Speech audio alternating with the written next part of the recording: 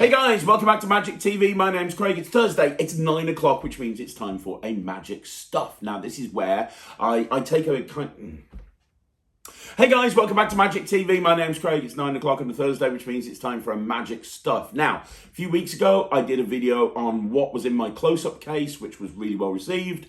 I did another video on what's in my cabaret case. That was also really well received. Today, I'm going to be doing what's in my van, or what's in the Illusion Act, and what am I using in my Illusion Act. I have other ideas for this. I think I'm going to do another follow-up with the close-up case. You guys seem really to be digging these videos, which is awesome.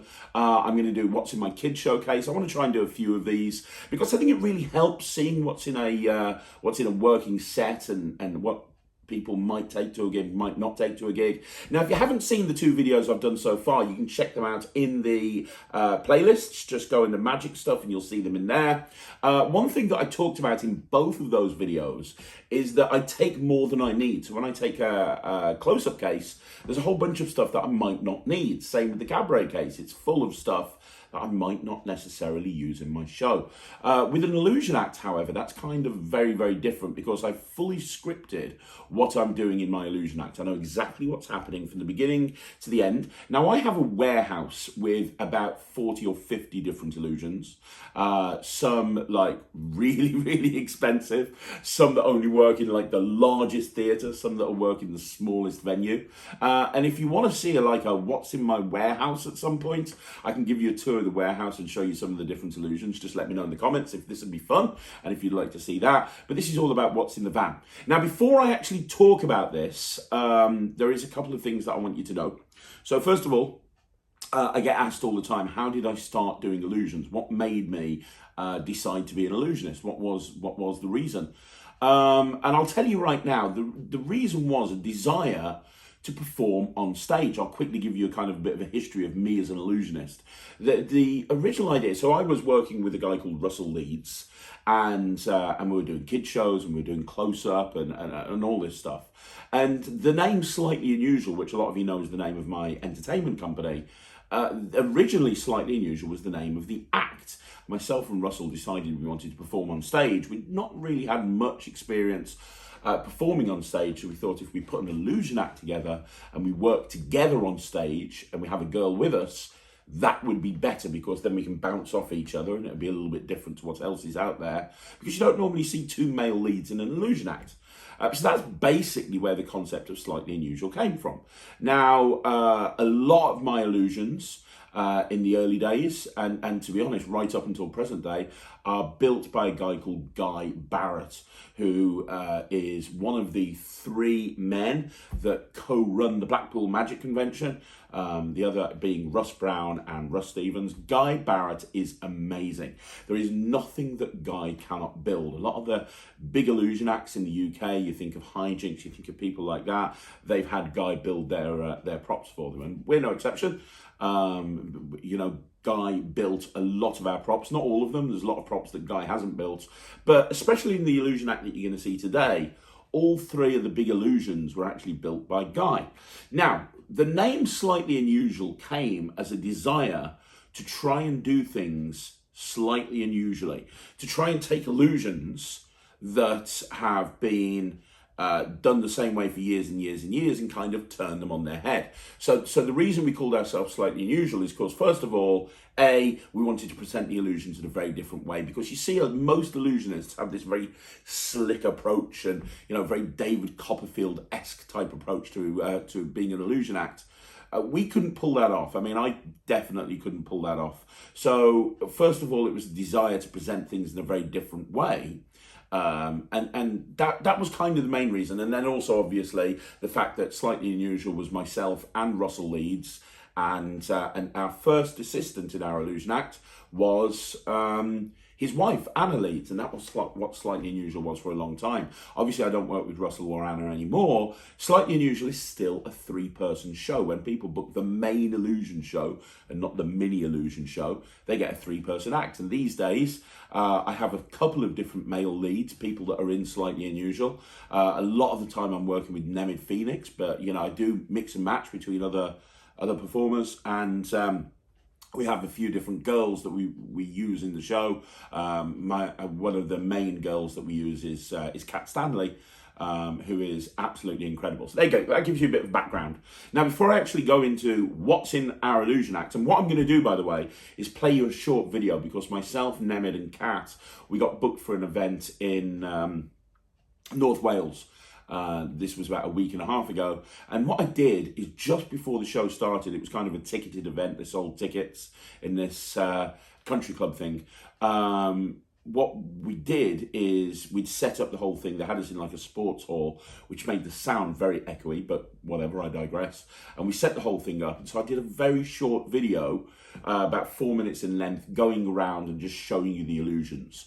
Nemid was behind the camera, and it just allowed me to show you what was behind stage and what was in front of stage, which I thought was really, really important, because I wanted you to kind of see that. We couldn't film the whole show, unfortunately, due to GDPR and various different things. But we've got this video of us before the show starts, before people start coming in, of how I've laid out the stage. And I'm going to break down what I actually did in the illusion show, what we took in the van, what we did, and why we did it, if that kind of makes sense. There will be live performance footage. Not all of it is going to be of me. And the reason is I've got hundreds of videos of myself doing cabaret and doing close-up. But for some reason, I haven't got that much footage of myself doing illusions.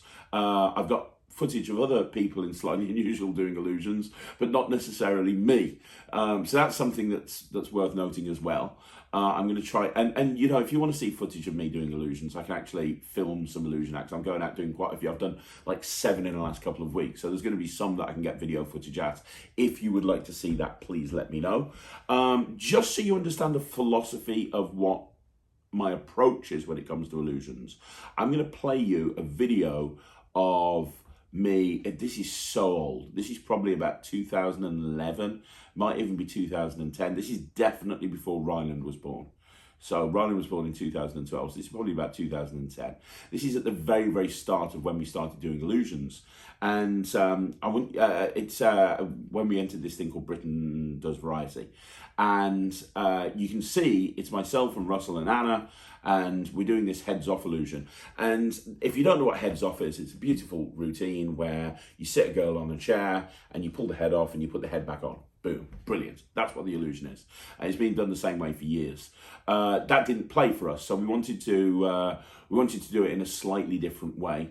And also, especially when Slightly Unusual started, but it's continued throughout, but not as much as it did in the early days, although elements are still there. But in the early days, we had this very sort of different style where we were I played this kind of bad guy that was always kind of angry and bullshit, and Russell played the kind of more of a good guy style character that was actually the one that was able to do the magic. So the whole concept behind it was, I was kind of the one with the ego that was at the front, that was pretending to run the thing, whilst in actual fact, Russell was actually doing all of the magic, and he was doing it very, very competently, and I was just kind of getting in the way.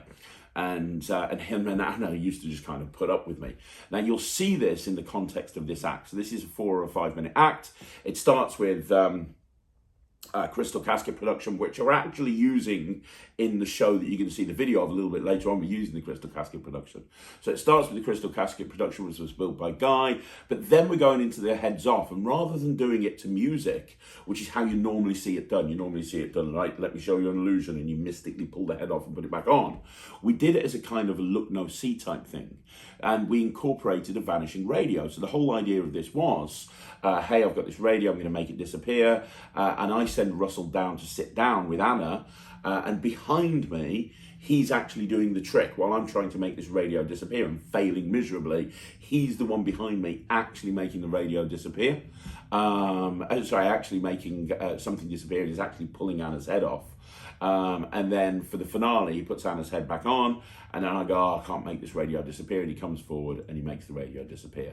So that's the concept behind the act, and that's the approach that we took with Slightly Unusual, and that's the approach we continue to take now, just seeing how you can actually do illusions in a kind of a different way. Let me just quickly show you the footage of me and Russell and Anna doing this, and then we'll get into the main video.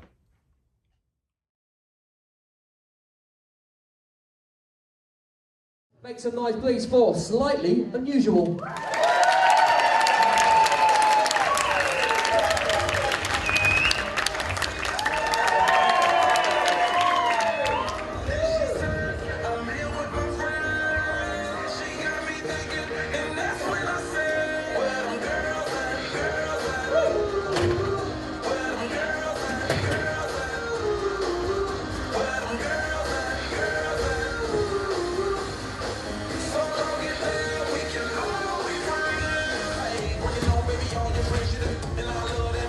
Okay, is everybody ready for some magic? I said, are you ready?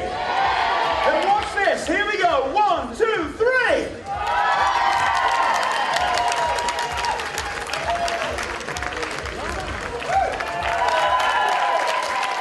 Thank you very much, ladies and gentlemen. Good evening. My name's Craig. And my name's Russ. And welcome to the show. Now, tonight we're going to be performing a classic of magic. It really is a classic. See, I'm going to be making something big disappear. That's right, we're going to make something really... No, not you, me. I'm going to be making something big disappear, not you. Well, what about me? You're probably a bit too big. Look at you like, whoa. No, I mean, should we do it together? Yeah, Craig and Russ, slightly unusual, but you've got to understand, this is a big gig, Russ. This is the semi-finals of Britain Does Writing. If we win here, we could be in the final. And frankly, there's no better man to make sure that happens than me. I can't trust you, you'll mess it up.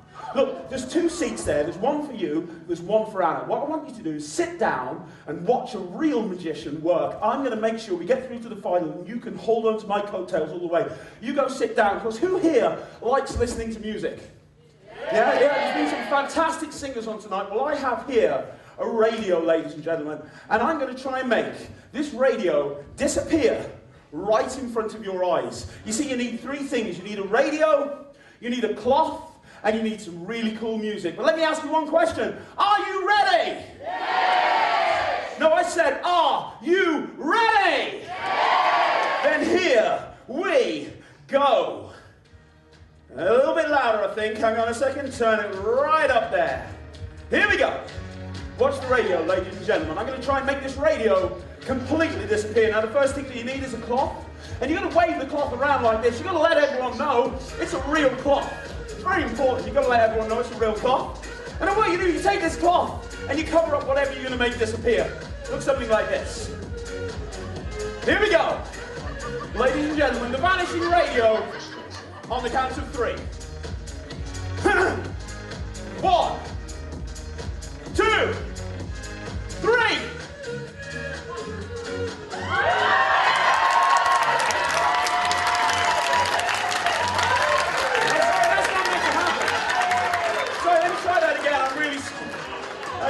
I'm sorry, really sorry. Let me do this again. Here we go. Ladies and gentlemen, the vanishing radio.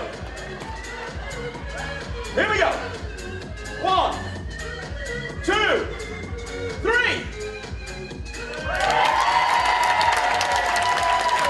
I appreciate that. I haven't done anything yet.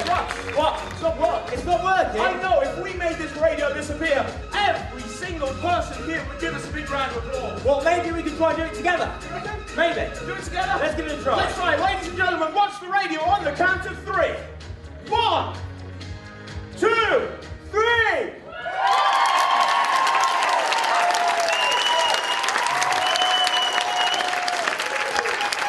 Thank you very much, ladies and gentlemen. My name's Craig. My name's Russ. See you again. Bye-bye. Slightly Unusual. So there you go. So that is Slightly Unusual circa 2010. Things have changed a lot since then, but the act remains the same in so far that it's a 3-person show and it's a very different approach to illusion. So in the particular video that I'm going, in this video, I'm going to talk to you about what we included in the act, why we included it, break it down. Okay. Now I'm going to play you the video that I took at the place that we're actually performing at in North Wales, just so you can kind of see around. We call this kind of a medium-sized illusion show, small to medium-sized illusion show. We took 3 illusions with us. We didn't know how much space we were going to have. It turned out we had a lot more space than we thought we were going to, so we probably could have took a bigger show. But this is kind of a medium-sized illusion act because we took 3 illusions and we actually cheated with one of them, and you'll see that in the video. because we actually doubled up the bass for 2 different illusions, which is one of the advantages of working with Guy Barrett, because he's a utility bass, which is exceptional, works with a lot of different tops. So we kind of doubled up on the illusions, which was really cool. And then the rest of the stuff is front of cloth, but it's big front of cloth, if that makes sense. So it's not like little front of cloth, it's big front of cloth. It's routines that play huge. So let's have a look at this video and then I'll break down exactly what was in the show. So guys, here we are. This is the Warren in North Wales. Is that right, Nem? I've got Nemid behind the camera. Nemid, say hi to everyone. Hi to everyone. We're doing the show here today. Kat is over here. This is Kat. Kat, say hi to everyone on YouTube. Very good. Come with me. So this is this is a small illusion show. This isn't the biggest one, and I'll talk about this properly in the studio. I can't really do this for long because the client's outside. But very, very quickly, what we have right there in the middle is a crystal casket, and that's going to be the opening of the show. A lot of the time, you use the crystal casket to make a girl appear. We actually use it to make a girl disappear, and then we use it to make a girl appear. In fact, if you have a look at the crystal casket, you'll see that there's holes in the side. Guy Barrett made these with holes in the side on both sides so we could do the vanish. We'll talk about that in the studio. And over here, we've got a split press. Again, this is by Guy Barrett. This is my favourite illusion. I always kind of call the split press, it's kind of the Illusionist version of the ambitious card. It's like old faithful, it's old dependable. So this is the split press right here. Those 5 bags on top of there are for Scott Alexander's Nailed It. Is that right? Yeah, Nailed It. Now this is Nemed's close-up case, or cabaret case, with his mic. And inside here we've got all of the stuff for Nailed It, I think.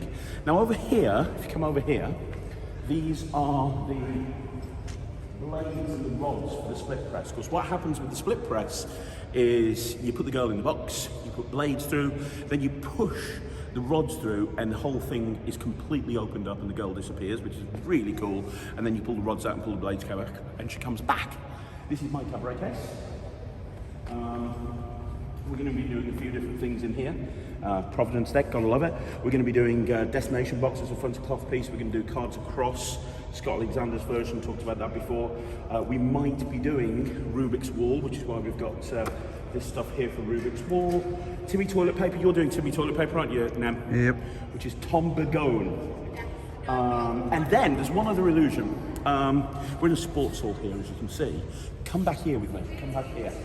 Because when you have a look at the, there we go. When you saw the crystal caskets earlier on, you probably noticed it was on a bass. Now that's Guy Barrett's Illusionist bass. As I said, this is a small show. We're bringing a small van here to this one because we're going right into the valleys in Wales. So we're doubling up on the illusion. So what we have here is a mangler illusion. If you come around the front, you can actually see. These are the mangler rollers. Again, this is by Guy Barrett. So the whole idea of this illusion is the girl gets in the box and then you turn the handle and she gets rolled out flat as a pancake and then you put her back inside.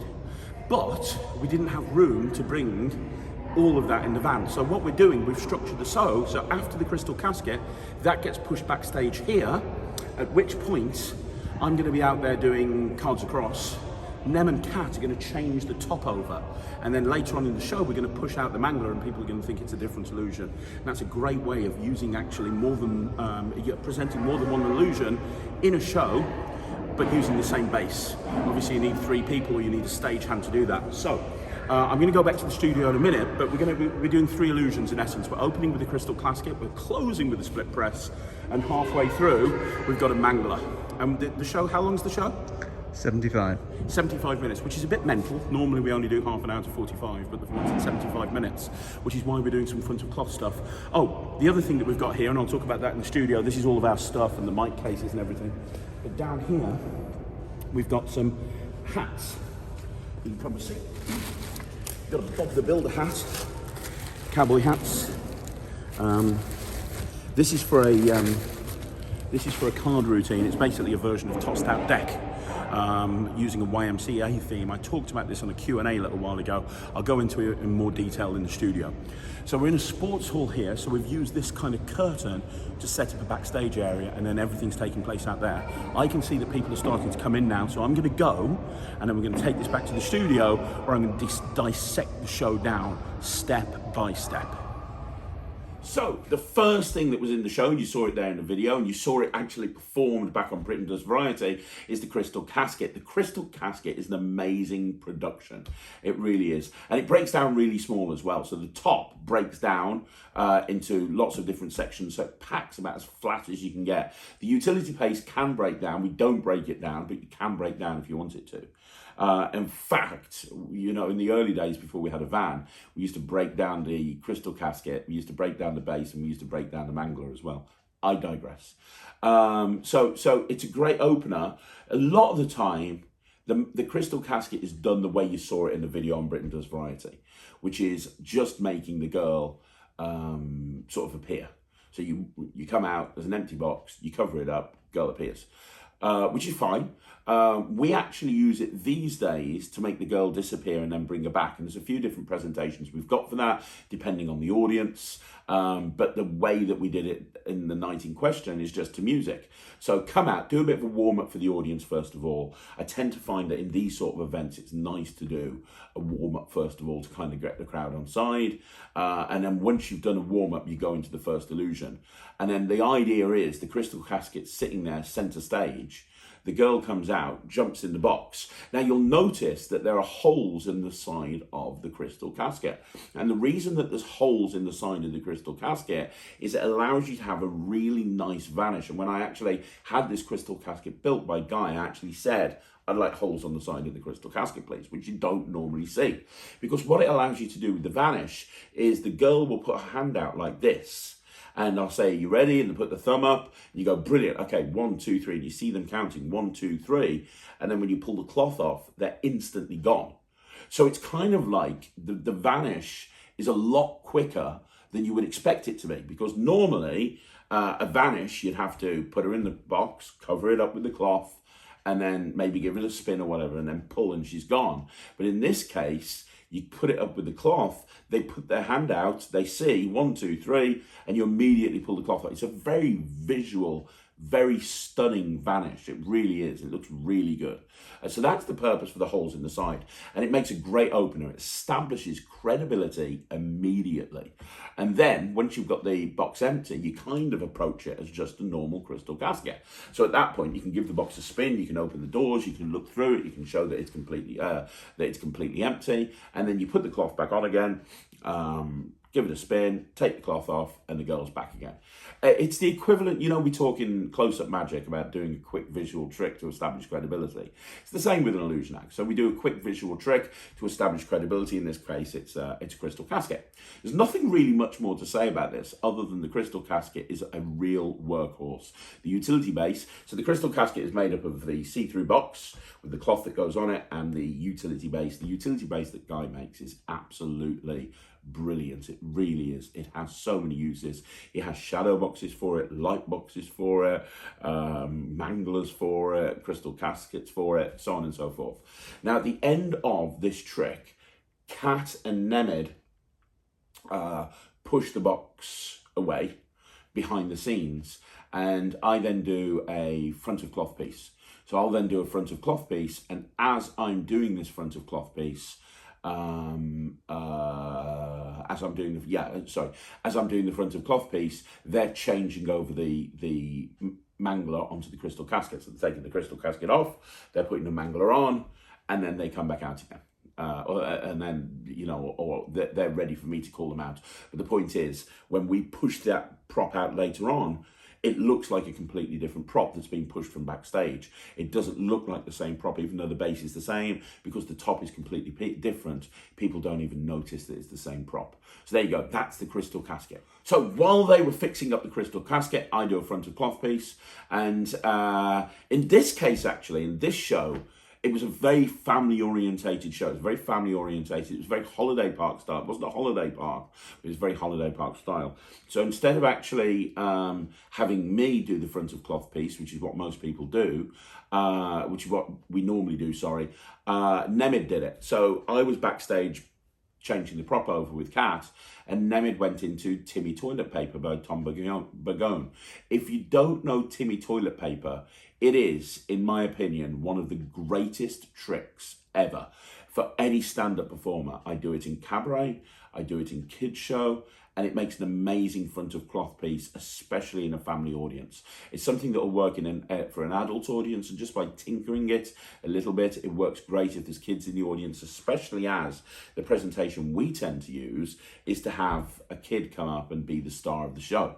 So it's just hilarious. I don't think I've got any performance footage of Timmy toilet paper, but honestly, it's absolutely brilliant. The concept is that you talk about how you always wanted a puppet when you were a kid, and you bring out this toilet roll with eyes on it, and there's some funny gags, there's some hilarious gags, and it's basically a very elaborate version of a mouth coil routine. But it's the best trick that I know that most people in Slightly Unusual do this trick, and it's great. If you just put a toilet roll and you put a mouth coil into your bag or your case or whatever, you've got something that will play on the largest stage. And we've done this on the largest stages. And if there's a family audience, if there's going to be kids and adults in the audience, we are always going to do Timmy toilet paper. And it's a nice bit to have on stage, where if we need to go backstage and get something prepped or get something ready, it's a nice bit to do, if that kind of makes sense. So that was Timmy toilet paper. So the second routine we went into in this act, after doing Crystal Casket, Nemid did Timmy toilet paper. So the next act we do, the next trick that we do is, again, it's a front of cloth piece, and we did the YMCA routine. This is something that I've done in my cabaret act, but has kind of been a feature of the Slightly Unusual Illusion show ever since Russell left. And it's basically a tossed out deck. And I've heard of other people doing something similar, but this is something I've had people book us just because they want to see this trick. It's basically a version of the tossed out deck on stage, but rather than tossing the deck out into the audience, you're bringing 4 audience members up on stage, and it works brilliantly with me and another male lead, in this case Nemid. And part of the challenge of having 2 male leads on stage is having them both involved in the show pretty much all the way through. I don't want to be, right, Nemid's going to do a trick, now I'm going to do a trick, now Nemid's going to do a trick, now I'm going to do a trick. I try very hard when I put anything together for the Illusion Act that both the male leads are on stage the whole time. And this is the perfect example. So the way that we did it in this show is Nemid is the mind reader, and he goes out and gets 4 people on stage. He then gets blindfolded to one side, and I introduce them, and I basically do the tossed out deck, but on stage to 4 people. So I toss the deck, I explain what the deck is, wrap it up in elastic bands, toss it to the first person, they peek, toss it to the second person, they peek, third person, they peek, fourth person, they peek. You then take the deck back, put it away, blindfold comes off Nemid, and you've got this beautiful line where you say, okay, now Nemid is going to read your mind. But different people read minds in different ways. Some people use neuro-linguistic programming. Some people will delve deep into your mind and extract the information. However, Nemid doesn't do that. Nemid is the only mind reader in the world that can read people's minds by watching them dance. And you've got this wonderful moment where the audience realise what's going on, they're laughing. The people on stage know what's going on, they're laughing. It's just an amazing moment. And then I go through this whole rigmarole of teaching them some dance moves, which is even funnier. And then you go, now I wouldn't want you to look silly in front of anybody on stage. I wouldn't want you to feel out of place. So don't worry, Kat has bought you props. And again, this is a way of bringing the girl into the act. So she's more involved. Kat has bought you props. And now Kat comes out one at a time with 5 hats, right? And the first hat is a cowboy hat, which goes on the first person's head. The second hat is a leather biker helmet, which goes on the second person's head. And right now, the audience are laughing their ass off because they realise what's going on. Then I get a sailor's hat, the other person gets a Bob the Builder style hat, a builder's hat, and then the final person gets a full Indian headdress. They realise what's going on. And at that point, then the music starts. And you're at the front dancing. We've got a lineup of 5 people. I'm in the middle. There's 2 to my right, 2 to my left. We're all doing the dance moves to YMCA. Everybody in the audience is clapping along, and Nemid's there, kind of just like studying them, going into their face, studying them. It's a whole random thing. Brings the house down. When you think about it, it's just 4 people on stage, and it's a pack of cards and 5 hats, and it plays to the biggest stage. We've done this in front of 2,000 people, and so we do YMCA for probably about a minute, and then basically Nemid does the revelations, and he's got some very funny lines and some funny bits that he does when he does the revelations. But Nemid does does the revelations at that point and reveals what the four cards are, and each person gives us the hat as they walk back to the seat, and it's a guaranteed standing ovation at that point. Which is an incredible thing to have in an illusion act, that you can get this routine that has music, musicality, plays huge, and it's literally just a pack of cards and a couple of hats. So that is the routine we went into after Timmy Toilet Paper. So the next routine that we go into, we want to go back into another illusion now. So the next illusion that we used in this particular show was the mangler. So we brought the mangler out and we did the mangler. Now the mangler is basically a girl disappears and then reappears, but it doesn't feel like they're disappearing. If you haven't seen the mangler, the whole idea is to say, I'm going to play you some really old footage, and damn, I'm embarrassed by this. So I showed you the footage earlier on of Britain Does Variety, right? You saw that. So when we auditioned for Britain Does Variety, no, this is even before that. This is something called Brit Idol. Man, this is even older. So this is something called Brit Idol that was even older than Britain Does Variety. And when we auditioned with the mangler. And this is the first time we ever did it. That's how old this footage is. And we do it so much better, so much slicker, and so much better music now. But as I say, I don't have that much footage of the illusion act, so I'm gonna play you the footage of this. It's embarrassing, honestly. It's terrible. I look at it. There's this moment where I act like I'm helping Anna into the stage, and I into the thing, and I grab her arse, and she slaps me. Oh, here's the thing: not every idea hits. You got to try this stuff. Because, I mean, that heads-off routine that I played you earlier on, when we had the idea for that took us around the world, literally. I mean, we had so many great reviews from that one set piece. But then you've got other stuff that you try, and you try it for a bit, and you realise it just doesn't work. We had some really crazy, outlandish presentational ideas with the mangler, one of which was like a voiceover track, a little bit like...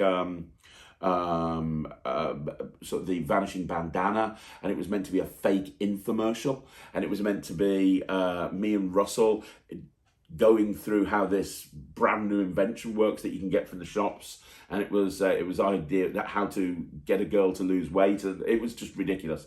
But I'm going to play you that footage. You know, let's own our horrible performances from the past, but it will give you, what this performance will do is it'll give you an idea of what the mangler is, and a picture is worth 1,000 words, right? If a picture's worth 1,000 words, a video's got to be worth 1,000,000. The whole idea is the girl gets in the box, and like an old-fashioned mangler, you squeeze her out flat, and then you put her back in, and she goes back in the box. It's great. I absolutely love the mangler.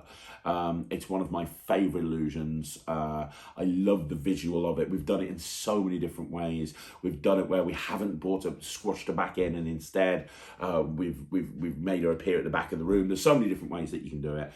But the mangler is great. And in the context of the illusion act I'm talking about right now, it was good because we open with a bang with the crystal casket, then we've got Timmy Toilet Paper, then we've got YMCA, and boom, now you're back with another illusion. So let's have a look at that footage.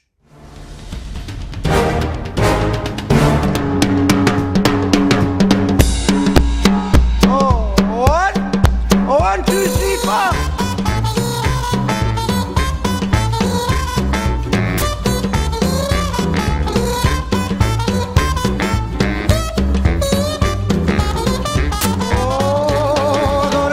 My bed and a pillow for my head. I got a pencil full of lead and some water for my throat. I got buttons for my coat and sails on my boat. So much more than I needed before. I got money in the meter and a turbo heater. Oh, and now it's getting on the road, so they getting sweeter. I got legs on my chairs and a head for a hair.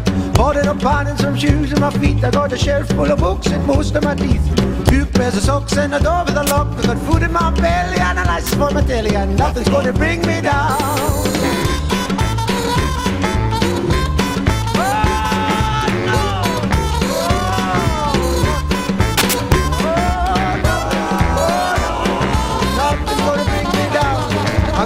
Guitar and ties in my car. I got most of the means and scripts for the scenes. I'm out and about, so I'm in with a shout. I got a fair bit of chat, but better than that. Food in my belly and a license for my teddy, and nothing's gonna bring me down. I'm out of blowing that high,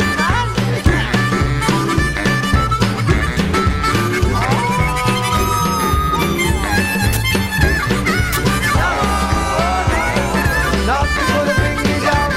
No, boys, the best of all, I've got my baby.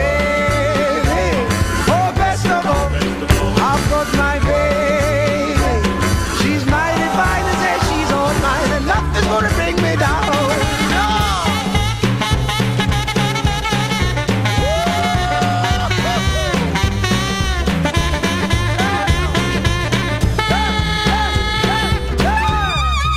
Oh, bless the So after that, we, bearing in mind this is a family audience, we went into the two-headed prediction. And we've got the two-headed prediction on the bag that's dangling down from Nemed's table. And, you know, watch the review for the two-headed prediction. I'm not going to go into it in any great detail now. If you are in a family audience, the two-headed prediction is brilliant. We do it as adults versus kids. We knew there were going to be a lot of kids because it was billed as a family event. So we knew that the two-headed prediction would work really well, and it did. It always does if we're performing in a family audience, not in a corporate, not in a wedding, obviously, but if we know we're going to be in a family audience, like a holiday park style situation, we're absolutely going to do this. This is a great trick. And again, it's one of these tricks. And this is what you have to think about when you're putting together an illusion act. You have to think about what tricks will play big. It's fine if the prop isn't that big, as long as they play big. The two-headed prediction does, because you've got this whole adults versus kids thing, and you're holding up cards, right? Kids, you've got to get adults, you've got to make the noise. What's this? It's a cow. Moo. Oh, well done, adults. That's brilliant. Kids, you've got to, what's this? It's a snail. And the kids get more and more annoyed as you go. And Nemed really plays this up. He's like, adults have got 3, kids have got nothing. Nothing. I mean, it's so funny to watch him do this. So, yeah, that's the two-headed prediction. That goes into the show right there. You can go look at the review on the Craig and Ryland Review Show if you want to see a performance of Ryland performing this. Okay, so we're nearing the end now. The next routine that we did after that is the destination box routine, which I've included footage of in the past on What's in Craig's Cabaret Clay. So I'm going to put that footage on again, just so you know. But I love the destination box routine by John Allen. A lot of people think of the destination box as something that you can only do in close-up. I use it on stage all of the time. It's amazing. A signed card appears in a box that's given out to the audience at the very beginning of the show. And I think that's important to note. During the warm-up, we give this box out. We make a big deal of somebody getting the box, somebody getting the key. This is now 35 minutes in. They've forgotten they've even had this. So that when we come back to this moment, and it's like, well, look, who's got the box? It's absolutely brilliant. And again, it's another example of me and Nemed being on stage together at the same time. So in this example, Nemed is billed as a ninja who's going to actually catch the sign card out the air, while I'm kind of just presenting it. I'm the one that's having somebody pick a card, and then he finishes the second half off by coming in and being the guy where it goes over his head and so on and so forth. It's great. It's amazing. It's highly recommended that you get a destination box. I'm going to play the footage of me doing it solo. It's so much better doing it in a two-person, because it feels like Nemed goes nowhere near the pack of cards. Because what we do is I have somebody pick the card and I get them to sign it, and I get it lost in the pack. And then what happens is as I give them the cards to shuffle, Nemed's there with a blindfold on to stage left. As I give them the cards to shuffle, obviously I've taken the card and I've loaded it into what I need to load it into. I then take the blindfold off Nemed, and as I take the blindfold off Nemed, he gets the case. So he never touches the cards, and yet he's doing everything. It's absolutely brilliant. And it's an idea of, if you've got that sort of opportunity of working with more than one person on stage, how do you actually incorporate that into the show, if that kind of makes sense? So I'm going to show you footage of me doing this in a solo cabaret act, but we actually do it as a two-person show in this case. You're excited, aren't you? Like a kid at Christmas, right? Natasha, nice to meet you, Natasha. Oh, it's the hug thing. Oh yeah, no, I like that. Yeah. Right, okay, so Natasha, big finale, uses pack of playing cards. And before I start, would you like to give them a shuffle, or do you trust me? No, you don't, that's fine. Stand over there for me, give them a shuffle, mix them up. That's very good. Dance at the same time, apparently. It's the shuffle dance, so that's good. Every day I'm shuffling. Okay, that's good. Right, so the idea is you're going to grab a card. Now, it's important that everybody sees it, including the guys at the back that are half asleep. So I'm going to spread the cards out. You're going to take one. Take one with a lot of white space so that when you sign your name on it, they can all see the card. Can you do that for me? Any card you want to, one with a bit of white space. Very good. When you've got the card, do me a favour, show all your friends. And apparently I'm not your friend. But we're bonding over this magic experience.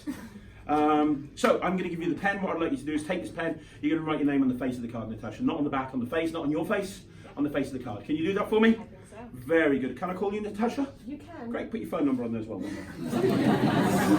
She's like, not a chance. Actually, it is important that you put something on there that no one can know. Do me a favour, put your age. Actually, no, you should never put a lady's age. Put your weight, that'll be fine. No, joking, don't do that either.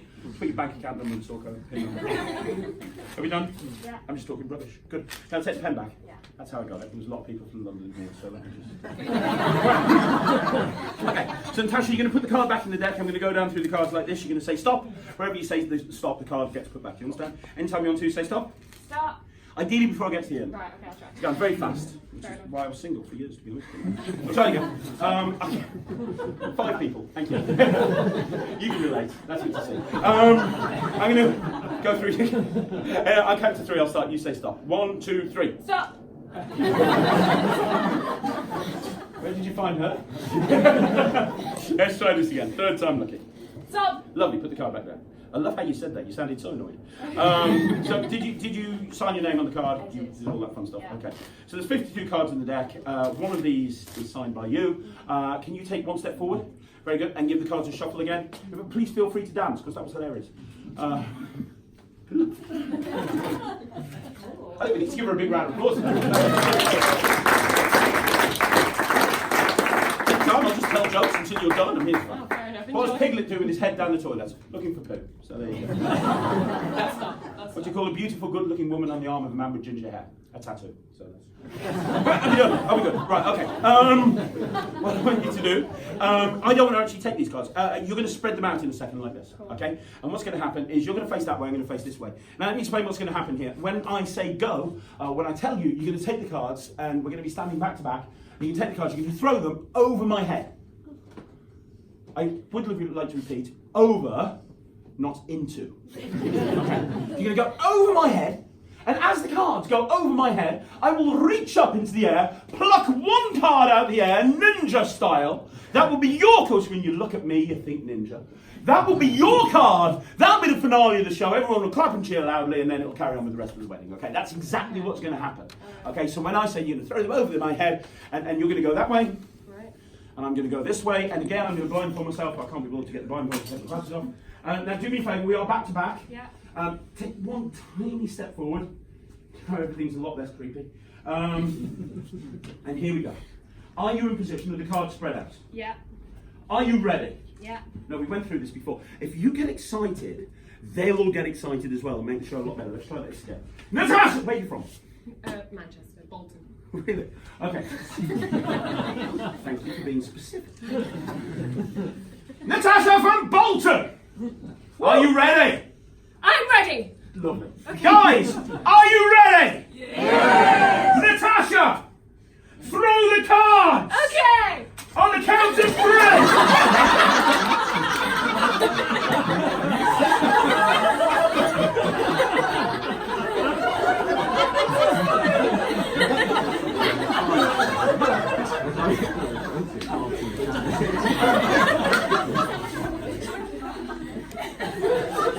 What the hell? To you it's funny, to me it's a career.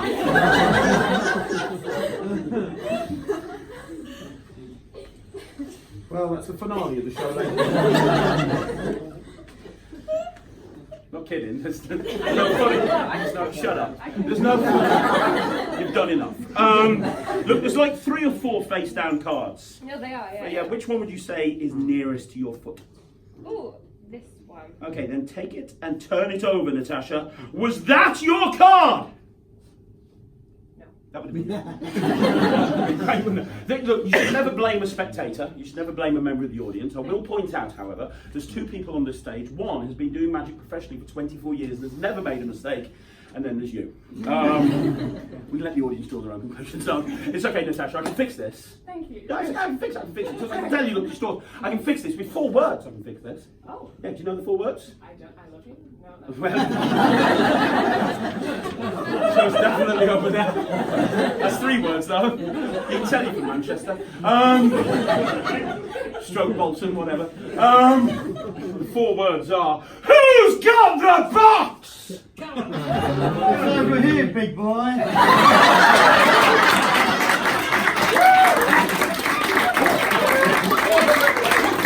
You better believe it.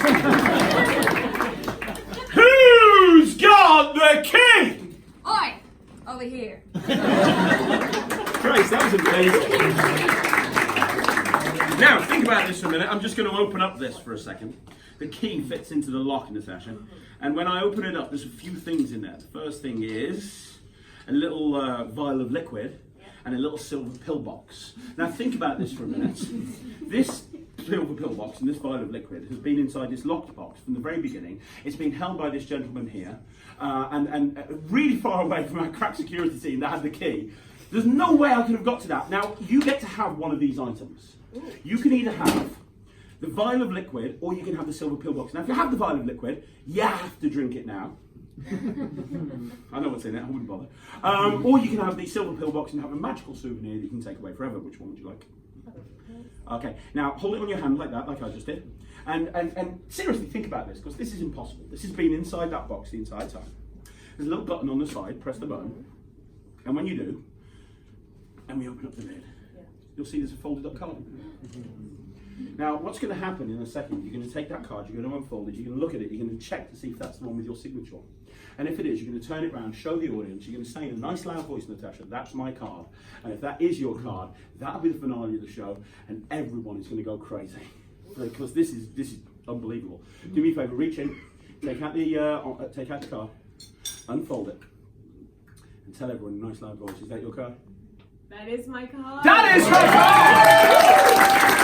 Ladies and gentlemen, give a huge, massive round of applause.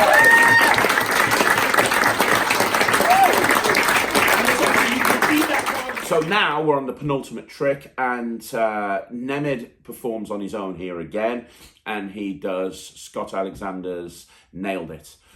Which is, I love this version of Smash and Stab. Nailed It and The Pain Game are my 2 favourites. I love both of them. They both work for various different reasons. Nemed's favourite is the Scott Alexander routine, and that's absolutely fine. If you don't know what it is, the whole idea is you've got 5 bags. You bang your hand down one at a time. Nemed's presentation just can't be beat. When we originally decided to put this in the show, we considered trying to incorporate a 2-person vibe into it. But Nemed does this so well on his own, we thought it's easier if that's not the case. So the reason that he's on stage on his own, and again, if you're going to have somebody on stage on your own when you've got more than one person in the act, you need to have a reason for it. The reason Nemed's on stage on his own is because I say, look, I'm going to prep for the final illusion. I'm going to get Kat, I'm going to prep for the final illusion. Can you just make sure that you're ready? Can you keep the audience entertained for a couple of minutes while I prep? I then go backstage, and Nemed's here, and he does the, he does Nailed It. Which fits brilliantly in an illusion act, right? Because it's another example of a routine playing big. And you saw in the initial video, he's got all of those bags lined up on the split press, which is great because he then brings them out and he puts them down on the floor, and it's just a killer routine, it really is. So I haven't got performance footage of this, unfortunately, but you can watch Scott Alexander do it. If you just search for Scott Alexander's Nailed It, you'll see a full performance of him doing it in the P3 studios at Penguin Magic. It's incredible. It's highly recommended. It's one of my favourite tricks to watch. It's I love watching Nemid do this. I really do. If you want something that you can put in your act that will play big and yet have that danger factor, whilst in actual fact there's no danger at all. And I think the Pain Game and Nailed It, that's the important thing about both of these. They're the only 2 that I know of where there's no actual danger. You're not going to impale your hand on a spike. They are completely safe. It allows you to focus on the presentation. So yeah, Nailed It goes at that point now. Ladies and gentlemen, we've come to the part of my show and the part of the first half that you've all been waiting for. The end. Also known as the most dangerous trick in the world. They are well trained. I like it. Okay, we have these. 5 purple bags. Each one contains the same thing. They each contain a block of the finest balsa wood With a hole drilled directly through the centre. I'm going to make this particular block stand out subtly amongst the rest by marking it with this spike. I'll be honest, I was backstage thinking about this. I realised I could probably mark it with a pen, or a sticker, or anything except a spike. But I said spike, so spike it is. Spike goes in the book and into the bag. You can see it there, yes? Excellent. Now the reason you're still up here, though, should be becoming a little bit more obvious. I could fix these bags around forever. I'm always going to have a rough idea where the spike is. So in a moment, I'm going to take the place in front of the case and give you some cover. And as soon as I give you the cover, I want you to mix the bags around a bit. But please be fairly quick, because this is a really weird position I'm about to take in front of the live audience. Join the back here. I'll take the front, I'll give you the cover, mix that. Ready, go. Outside I get arrested, inside I get paid. Are you done? Excellent, that is hurting. Would you stand back up there for me? Perfect. 1, 2, 3, 4, 5 bags. We'll line them up in some sort of order. 1, 2, 3, 4, and 5. Before you go, do you see any markings on any of the bags while you're mixing them? That is because there are no markings on any of the bags. I'm bringing this up for 2 reasons. 1, so you know there are no markings on the bags, and more importantly, 2, so I can point out that even if there were, even if this bag had X spike here and on the back, it would make no difference because I will not be picking the bags. You guys will be picking the bags. Starting with you, Donna. For the 1, 2, 3, 4, and 5, would you choose the first bag for me, please? 3. Go like this. Do you have any idea where I'm going with the trick? This is going to be a bit of a shock then.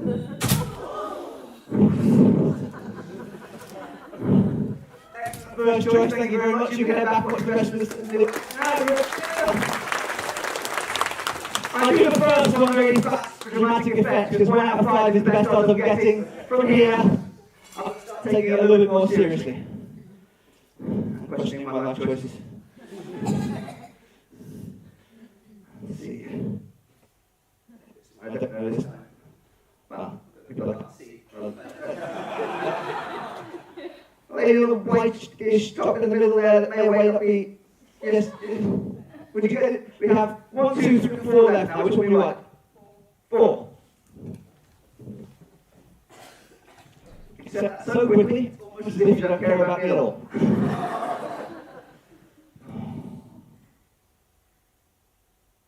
Kids in the audience, don't try this at home. It's stupid to get a proper job.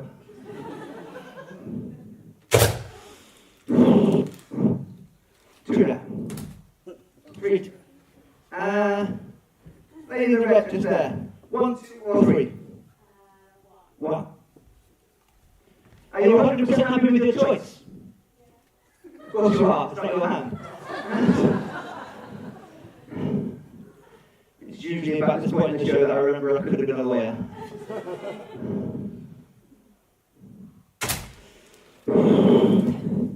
2 left. I know for a fact, I'm doing this a lot, that I've narrowed the audience at this point down to just 2 types of people. Out there, of people paying attention, there are 2 types. A small but select group on the edge of your seat, desperately worried I'm going to injure my hand on a spike. And statistically, a much, much larger group of you on the edge of your seat, desperately hoping that I'm going to injure my hand on a spike. I would like to pick a friendly face for the final choice, but I was messing with Gemma's ring for quite a while, so I didn't give her a chance to revenge. Also, I think I should rewrite that line. Gemma, bag number 1! Or bag number 2? Bag number 1! Or bag number 2? Which one would you like, Gemma? 1. That is obviously a joke. It is a totally free choice. Are you happy with number 1? Yeah. Okay.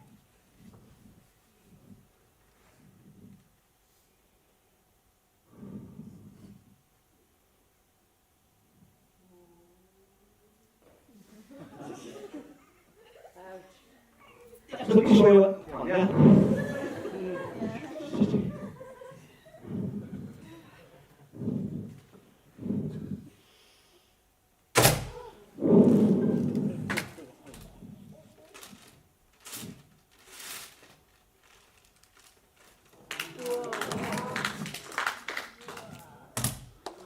Folks, that's my show.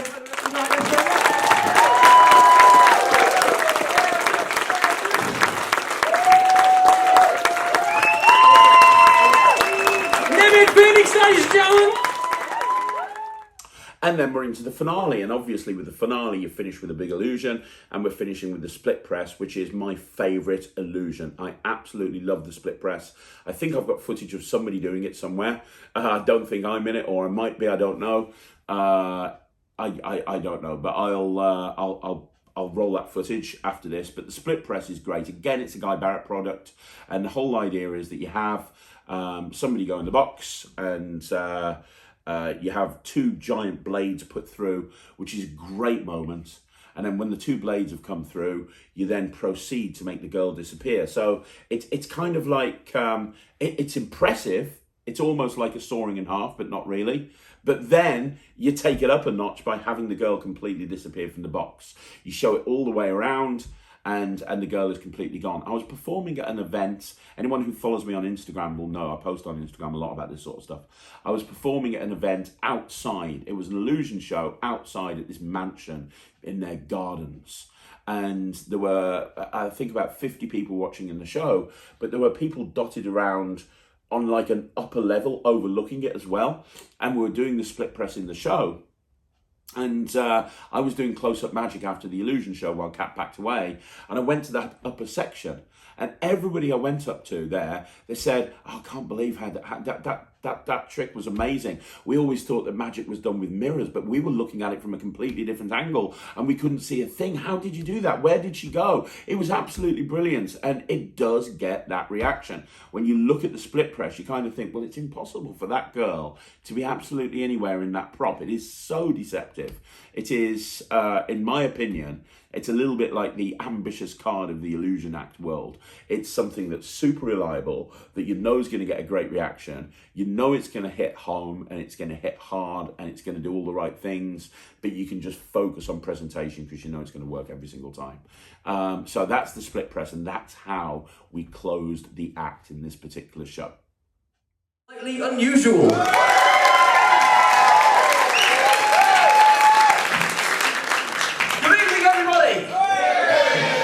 Craig. And my name's Russ. Are you ready for our first illusion? Yeah. Are you ready? Yeah. Hear the music, here we go.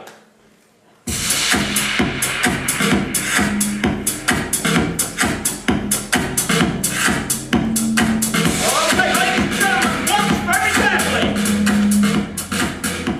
Razor sharp blades. Anna in the box. We're going to put the blades through the box and through Anna. Anna,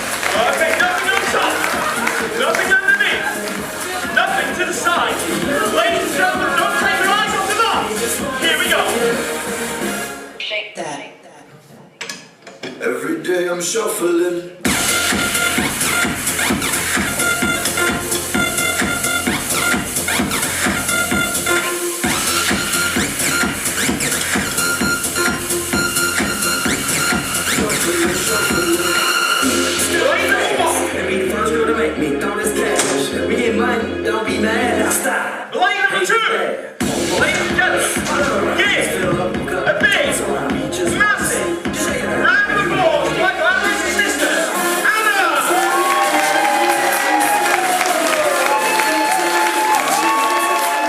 So there you go. So to wrap this up, we do lots of different illusion shows. The illusion show that we might do at the next show will look completely different. As I say, I've got a warehouse full of illusions.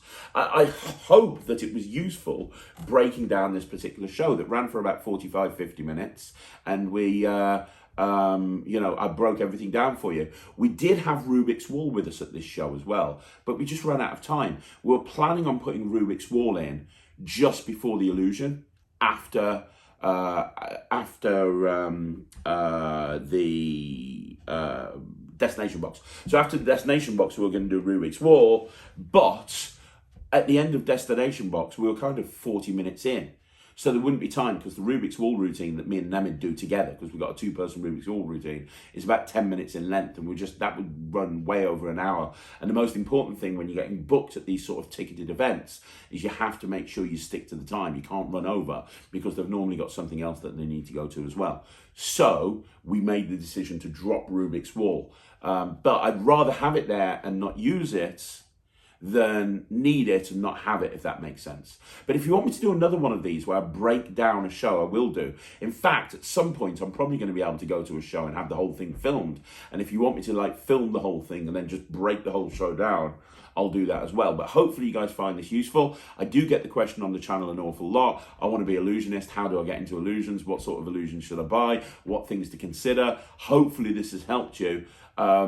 Basically, you want to make sure that you get really practical illusions. We've got stuff in the warehouse that only works in certain conditions, which is absolutely fine for certain gigs, but a lot of gigs where you need to make sure that everything works on the round. You don't want to have bad angles, and the illusions that we presented in this show, they are completely foolproof. They work from all angles, and that's kind of really important.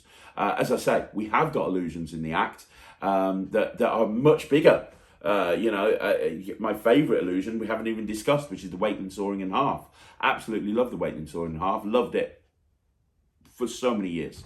And I love doing it in the show. Homicide is a fantastic illusion. Love doing that in the show. Fire Spiker. Absolutely love doing that in the show. We've got these and more. We've got so many different things that we can talk about. So if you want me to do a follow-up video, I will. If you want me to go and do a breakdown of another show and talk about the illusions in that show that's completely different, we'll do that. As I say, this is like a medium-sized show, 3 illusions and then some front of cloth stuff. But please note that the front of cloth stuff does play to the whole audience, and that's important. When you're doing an illusion act, you have to make sure that everything plays to a big audience.